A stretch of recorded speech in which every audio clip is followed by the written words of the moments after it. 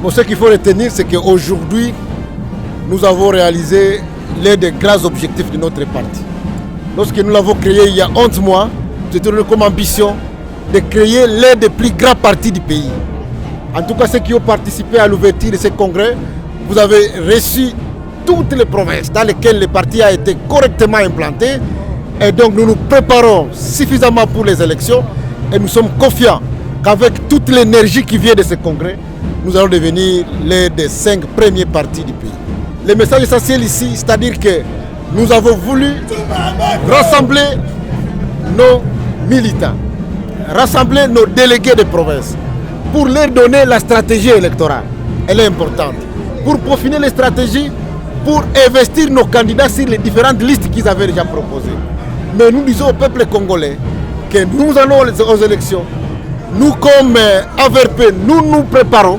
Nous voulons que tout le monde se prépare pour que demain, quand nous aurons de bons résultats, que les gens ne disent pas que nous sommes l'union sacrée, nous avons triché. Le message que nous lançons au peuple congolais, c'est que notre organisation elle est très parfaite. Nous avons un très beau parti politique. Nous avons un très grand parti politique. Et nous demandons tous les patriotes, ceux qui acceptent l'idéologie de notre parti, qu'ils viennent se joindre à nous pour que nous puissions constituer un grand parti qui va devoir transformer la mentalité ou le mindset de la direction politique de la République démocratique du Congo. Et nous avons dit qu'en tant que parti politique de l'Union sacrée, nous préparons notre propre campagne. Nous préparons aussi la campagne du chef de l'État, Antoine Félix Tshisekedi Tshilombo, que nous allons soutenir comme président de la République pour un second mandat. Nous avons lancé et nous avons directement entamé les activités.